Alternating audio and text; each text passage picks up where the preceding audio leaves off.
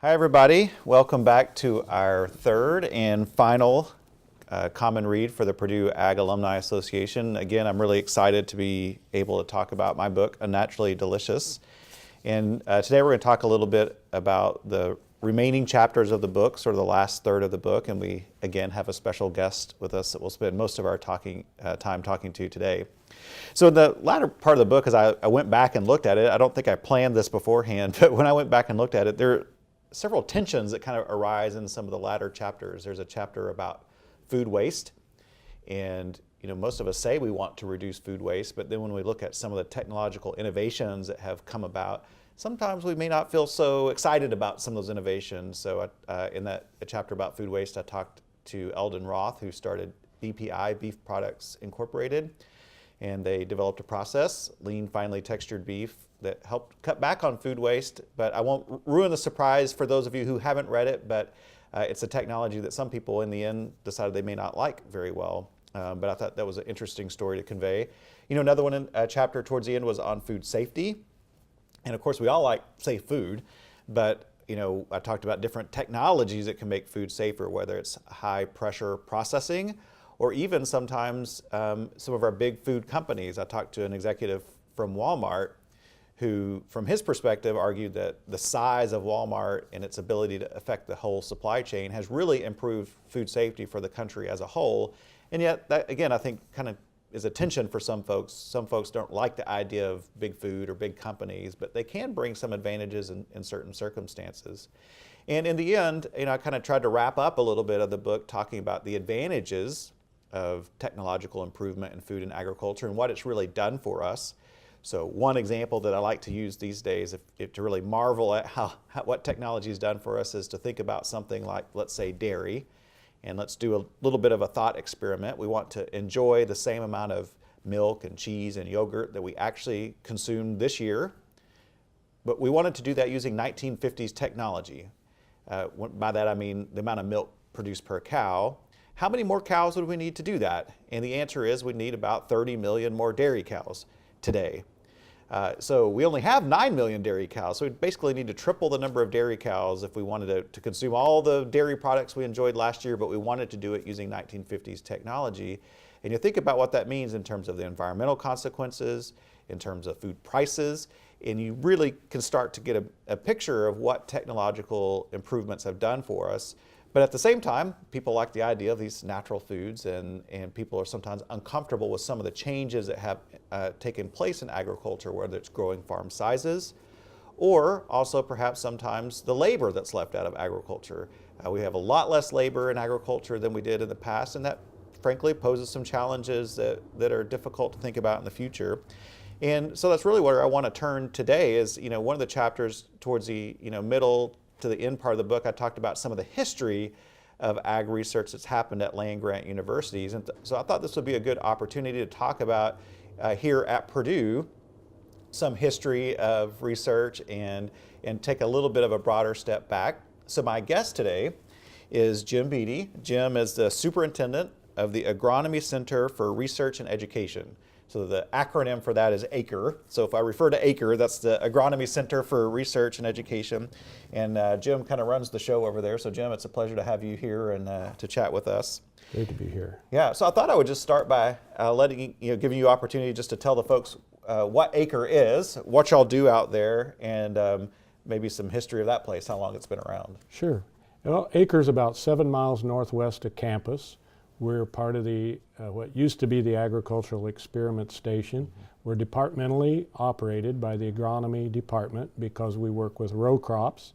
Right next to us is the Animal Science Research Center, and out in the state are 8 regional Purdue agricultural centers. So the university has a network of outdoor laboratories where we can test the ideas and hypotheses that are thought of in the department that we take to the lab and the greenhouse, and eventually they come out and meet the natural world. About half our resources are involved in genetics and plant breeding, okay. And then the other half of our resources are devoted to crop production, technology, and environmental issues. So it's a nice mix. We have people from several different departments. We have about 53 researchers conducting projects out there. They'll have graduate students. They may have undergraduates work there a lot in the summer, and they may have a technician that actually runs their field research program. Yeah. So this is a research farm, so maybe one way to think about it is it's since you don't necessarily have to worry about turning a profit, you can try lots of things out and see what might work. Right, and we feel like that we don't have a failure if we're ready to tell the world what works and what doesn't work. If something doesn't work, or we would fudge the results, then that would be a failure. Right. But we get to make mistakes before hundreds or thousands of farmers might make that mistake. So from the negative side, we add value. From the positive side, we try to as you advocate in your book, apply technology to make agriculture and the world a better place. Yeah. No, that's right. Sometimes I think if you can prevent other people from making the same mistake, that's a real value to you. Right. So how long has Acre been in operation here at Purdue? We moved out there in 1949 Okay. when they put Sagamore Parkway in around the east side of Lafayette. They pretty much hemmed in what used to be the old agronomy farm.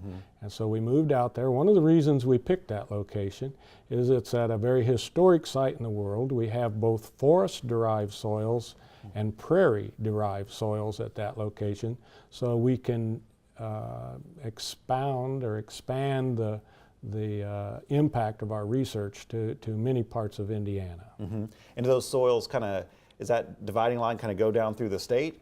And we just happen to be at the intersection of those two? Pretty much northwest Indiana would be the tall grass prairie, particularly Benton County, the west part of White County, Lake, Jasper, part of Newton County are all in the prairie. And then the forest-derived soils are pretty much from here east.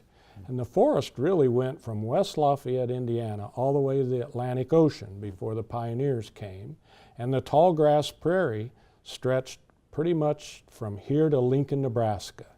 And then from Lincoln, Nebraska on out to the Rocky Mountains, the grasses would have gotten shorter and shorter due to limited rainfall. Right. So right here in the middle of the United States was this tall grass prairie, these dark, rich soils that the first pioneers didn't like. They walked out on that from the hardwood forest, from their European descent, and said, the soil's so poor here it won't even grow a tree. They called it the Great American Desert. They got in their Conestoga wagons and they got on the Oregon Trail and they bypassed the prairie originally. It was technology that failed us there. Yeah. So I might, I'm going to put that on hold. Maybe we'll come back to it in a minute, because I think that's a really interesting story. So let's come back to that. But I want to get a little more about your history. So Sure. how did you said the agronomy research farm has been in its current location since the 40s. You've been there almost that long. How long have you worked out there, and how did you It's get had there? two superintendents. A man named Ozzie Lukemeyer started there in 1949. He retired in 1986, and I took over in 1986. So Wow. in our history, we've had two people. It's the second best job in Indiana. I figure there's a lot of jobs in Indiana, and there's probably something better somewhere. But Okay, so you don't know what number one is. I don't know. What number one is. That's pretty good. And, because I work in agriculture, I work with some really intelligent people that are always thinking about a better way to do something, and it's just a real challenge to try and keep up with 53 people that think their research is the most important on the first day of spring, Right. and trying to make them successful in their research. Yeah. It's fun. And am I correct in saying that you actually live out at the farm? We do. We live So this on is a full-time job. It's 24/7. It sounds something like that. Yeah. Well, good. So you've been involved with the research there for a long time now. What are some of the most interesting things that you said? Now there's been some mistakes, and maybe some of those are really important to learn. But what have some of been the real success stories or interesting things that have come out of the farm? Well, I think history will show that we started production systems out there, particularly looking at no-till. And we also looked at ridge till. Ridge till didn't survive the test of time because of grain carts bumping over the ridges. But now we're looking at strip till. When we started out there, about everything around was plowed in this part of the world. And now the moldboard plow is not a tool that farmers choose to use. We've gone to chisel plows or reduced tillage or strip tillage. So changing production systems. There's two ways to make changes. The biggest one I can think of is hybrid corn, going from open pollinated corn and farmers saving seed to hybrid corn. That was a dramatic shift in technology. But a lot of the production research we use is incremental, a little bit of change at a time, and eventually you look at the yield curve on corn and it's just amazing. And we've had an impact on that from how we use fertilizers, the advent of herbicides, and how herbicides let us change from tillage to reduced tillage, and we use the herbicides to control the weeds rather than mechanical control of weeds. So there's just a lot of technology that just keeps incrementally adding up, and all of a sudden you get a year like 2018 where farmers are not shocked to have 240 bushel corn yields this year. Or they see their monitor in their combine jump up to 280 or 290 for part of that field. Unheard of when I went out there in 1986. Right. So I guess it's like the story that as an economist I'll say, you tell people you should just save a little bit over time, but that compound interest keeps adding and adding and adding, and hopefully you wake up one day and you're a millionaire or something. Kind of works the same for crop yields too, right? Absolutely. Yeah. Absolutely. So you told me one story about one innovation out of there where you had a researcher that worked on something that went into Jell-O. Is that? Well, pudding. Pudding. Okay. Pudding. Yeah. So a company may be interested in making a better pudding, and their scientists figure out that it's starch that stiffens pudding, and so they may invest. A company invested in a breeder to change the starch quality of the corn starch that they used in their product to make a stiffer pudding, so that the spoon would stand up stiffer in the pudding and it not affect the taste or the quality, but people wanted a better pudding. So interesting. So that's research that went on at Acre then. Yes, yeah. back in the 80s. So I want to, I know you've got a wealth of knowledge, not just about what goes on the Purdue agronomy farm, but also just about agriculture. And you have some really interesting thoughts there. So I thought what we do now is kind of take a little bit of a step back in, you mentioned to me earlier that there are kind of 5 things in your line of thinking that one needs to understand to be a good agriculturalist. I think. So I'm going to put you on the spot and see if you can remember all 5. Very good. And tell us those. Sure. So technology comes along and you have to be able to implement it, sell it to the clientele, and you have to prove it has value. And so to be a good agronomist, you have to know your soils. What kind of soils do you have? What are their advantages? What are their limitations? The second thing to be a good agronomist is you need to know your climate and the impact that climate has on crops. We don't grow sugarcane here. We don't have a long enough growing season or a warm enough growing season. We don't grow pineapples here. I mean, you have to know that right here we're going to grow between 104-day and 115-day corn.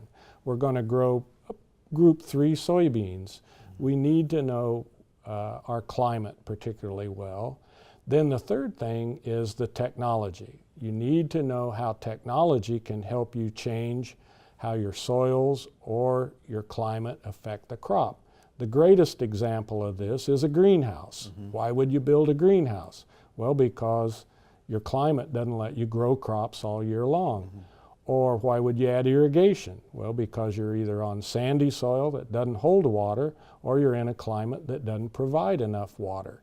In our case, we have drainage because we're blessed with adequate and sometimes excess water in northern Indiana. So we put in tile drainage underneath the ground to help take away excess water. So that's part of this technology thing. You can go on and on about technology. Adapted varieties. You really need to breed adapted varieties for your soils and your climate. adapted varieties, mechanical technology. Think of the changes between just 150 years ago when everything was done with human power and domesticated animals, draft horses, mules, oxen. Then the advent and the adoption of steam power, and how these great big steam engines that produce 20 to 35 horsepower changed the way we threshed wheat or harvested crops. Then the piston engine and the great revolution of horsepower, where horsepower has replaced a lot of the drudgery of agriculture. So that technology thing's pretty important. The fourth one then is social, economic, and political, the civilization part of our world, and how those affect agriculture. We're blessed in America with a government. Everybody in the world knows what the value of a dollar is versus their currency. Farmers and exporters all over the world know what the value of corn is in Indiana because of the Chicago Board of Trade, corn and soybeans. So we're blessed with this social, economic, political climate. And then the fifth one is logistics. Logistics are so important. We're blessed in America with this huge prairie that we've now domesticated with the mow-board plow, and we grow domesticated crops. We have the Atlantic, the Pacific, we have harbors, we have the Mississippi River Basin for transport. We're just blessed with logistics. Yeah. And so those are kind of the five things: soils and terrain, climate, technology, adapted varieties, social, economic, political, and logistics. Yeah, I think that's really a very useful framework in trying to think about a lot of things, like why we grow, what we grow. And you had mentioned you were at this just a little bit earlier, but I'd never thought about this before, and that is, why do we grow corn in this part of the Indiana, but you get a little further west and they start growing in south, they start growing wheat. What a great story. Yeah, what so a great why, story. why did that happen? Or how? Well, in my opinion, what was here before was tallgrass prairie. It's a warm season, perennial, tall grass that grows well in the summertime. It stores all of its energy down in its roots. It survives fire, it survives drought, it survives harsh winters. And the Native American Indians in North America domesticated corn. They started doing that about 7,000 years ago. Started with a little plant in Mexico, and by the time Columbus came, there were hundreds and thousands of varieties of corn that were developed by simple selection. And it's a domesticated crop, and it grows well in the tall grass prairie. What's corn? A tall grass? A tall grass. Okay. A warm season tall grass, but it's an annual. So it doesn't put a lot of effort in the roots. It puts all of its effort into making seed that, as domesticated crop, we humans use that for starch and protein and energy. Out west, where the short grass prairie was, is now the wheat belt, or the breadbasket of America. Wheat, short grass, it uses less water than corn. It's no coincidence in my mind that the crops that have naturally been the most profitable for farmers happen to have a distinct advantage here because they mimic the natural environment. So you go out west now, you fly over western Nebraska and Kansas, and you look down and you see a lot of circles. What are those circles? Those are irrigated cornfields. So they've gone back to number 3. The soils are good, not enough rainfall. So you add water, you can now grow the next most profitable crop, which would be corn. Right. So those 3 things are all working together. Yeah. And that's technology, that's civilization, that's humans like us, and particularly those of us in the land-grant system and the experiment world trying to improve agriculture over and over. Yeah. So you we're talking about the evolution of agriculture and the environment. I think sometimes we have this tendency to think, well, it was just all natural out here before, as you say, Columbus got here. But you mentioned to me actually the tall grass prairies that we have were partly because of the way the Indians were managed the land in response to trying to get buffalo. Is that Absolutely? am I It's a remembering cute that little right? story. So Yeah. the tall grass prairie would have been a little further west than here because of the periods of dryness that kill the trees. And the prairie kind of stabilized here because the Indians relied on the buffalo. They never domesticated them. But they saw where there were wildfires, the grass is the first thing that comes back, and it was lush grass where it had burned off all this residue, and that's where the buffalo kind of showed up. So it was easier to burn the prairie and have the buffalo come to them than it was to chase the buffalo, because they did not have horses until the Spanish came. So where there's fire, there were buffalo. Where there were buffalo, there was life for the Indians. And so the prairie really came a little bit further east through Illinois and Indiana than it might have normally. So humans have had an impact on the ecology here for at least 7,000 years. Yeah, that's amazing to think about. When even thinking about agriculture itself, you also told me a story about, whether the number of arrowheads increased or decreased, in response to agriculture. So talk a little bit about that. Well, think about a sociologist looking back at the beginning of civilization, and the Native Americans were hunter-gatherers, maybe. And so the arrowhead makers are making arrowheads. And as soon as we started domesticating corn, squash, and beans, there might have been less demand for arrowhead makers because we're now eating a different diet.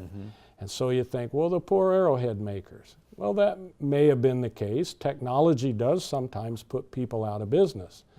But the population increased, and so they needed more arrowheads. So in this case, it may not have put the arrowhead maker out of business. But your book in the later chapters talks about the impact of change due to technology. And so technology is changing us all the time, and it's putting people to work or out of work, and it's changing what work they may do. I had summer jobs in college working with wood to make consoles for color TV.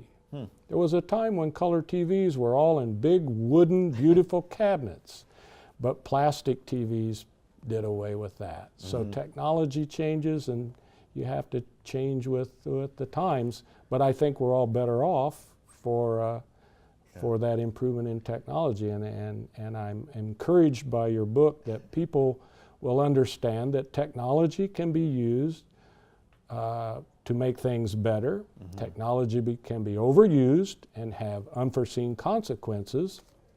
Technology can be used by people for evil things too, and that's our human decision. But if we're going to continue to improve civilization and improve the human lot in life, if we're going to continue to have billions of people on Earth that need and use resources, then we have to count on technology to help improve not only that standard of living, but the environment as well. And so that's why I so deeply believe in what we're doing here at Purdue and the other land-grant institutions. And I just think it's a worthy cause, a worthy investment in not only our state and federal tax dollars, but the private sector also gets involved.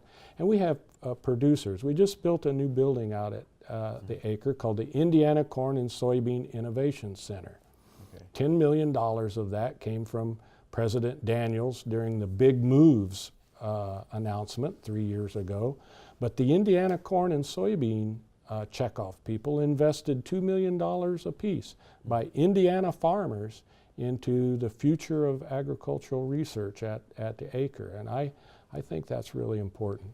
Yeah, well, it's good when it's a shared trust, I guess, and we have to deliver on those investments.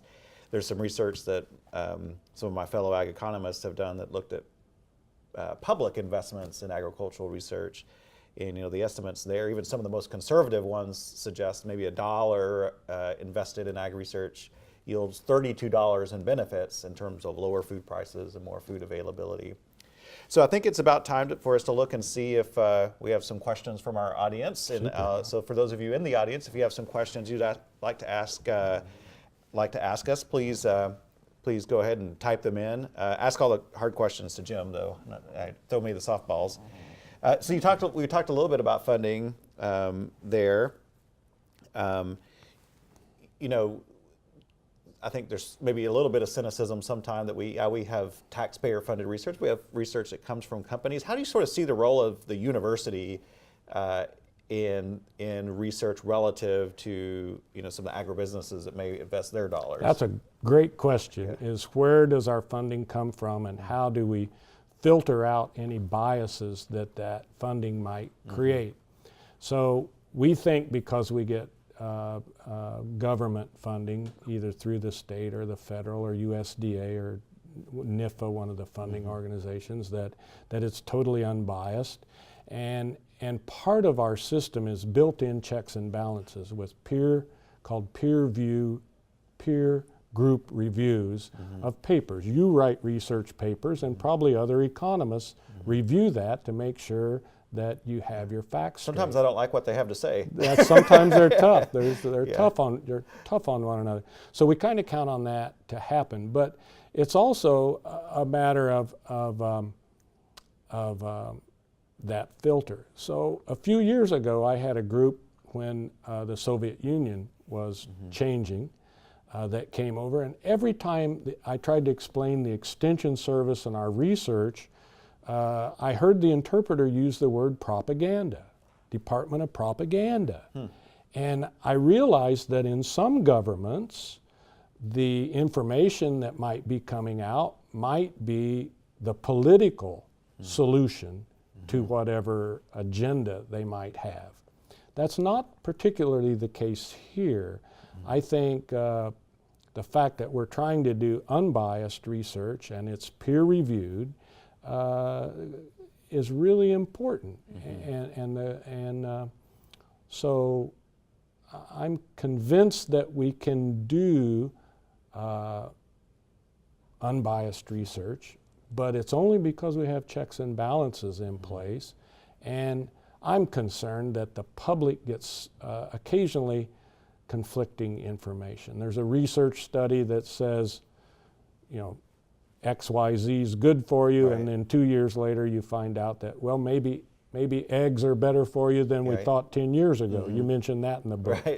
So I think we've created this confusion with the public. Too much information. Who do I trust? Who do I not trust? And we need to work on that. Yeah, no, I agree. One of the motivations for writing this book in some cases. And talk a little bit about sort of the university role, like the sort of short-term versus long-term kind of research, relative to private companies. So a lot of people wonder if we're doing too much basic research, that right down there at that cellular, molecular, that really basic place to start, or if we're doing enough applied research. We're trying to figure out whether 30-inch wide rows of corn are better than 28-inch wide rows of corn. That's really applied. That's where, a farmer asks you a question, you have the answer because it's applied research. And we have to have a good balance of that, because it's hard to do applied research if you don't have enough basic research in front of you to lay that foundation. So we're always wanting to do more of both. Yeah, that's right. The more you learn, the more you find out you don't know. Yeah. Well, I've got one last question here I think I'll ask you. Maybe somebody's trying to hire you away. I don't know. They want to know what you're going to be doing over the next 10 to 20 years, or what research may be going on at Acre. What do you see coming down the pike here? Yeah. Well, I think it really is in data and digital. I don't know if it's a digital world, but using GPS, using smart technology to run more machines. We're doing a lot right now, and have started that in the last 3 years, using sensors. Sensors can see things that our eyes can't see. Sensors can, if they're on a robot of some kind, and that might be a drone or something, they can be out there 24/7 watching the crop for us.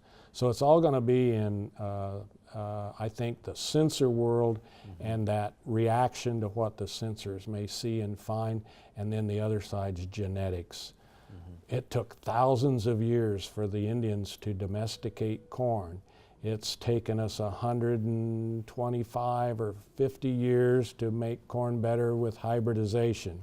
We've done GMO corn since the mid-90s, and now we're phenotyping that long string of DNA, and we're learning the code.